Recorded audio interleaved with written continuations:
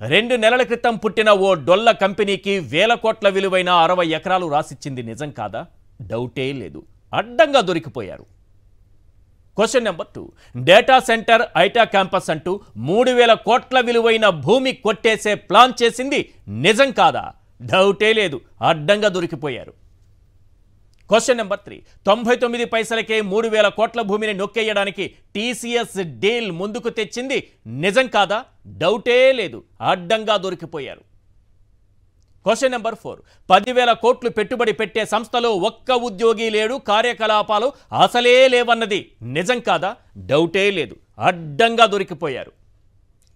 Question number 5. ఉర్సాకి office లేదు, website లేదు, కనీసం ఫోన్ నెంబర్ కూడా లేదన్నది నిజం కాదా? డౌటే లేదు. అడ్డంగా దొరికిపోయారు. Question number 6. కంపెనీ అడ్రస్ ఎక్కడంటే హైదరాబాదులో 3 బెడ్రూమ్ ఫ్లాట్ చూపించింది నిజం కాదా? డౌటే లేదు. అడ్డంగా దొరికిపోయారు. Question number 7. ఆ 3 బెడ్రూమ్ ఫ్లాట్లో ఓ కుటుంబం నివాసం ఉంటూ గృహ విద్యుత్ వాడుకుంటోంది నిజం కాదా? డౌటే లేదు. అడ్డంగా దొరికిపోయారు. Question number 8. అమెరికాలో ఉర్సా కంపెనీ అడ్రస్లో కనీసం ఆ సంస్థ ఉనికి లేదు, బోర్డు లేదన్నది నిజం కాదా? డౌటే లేదు. అడ్డంగా దొరికిపోయారు. Question number 9.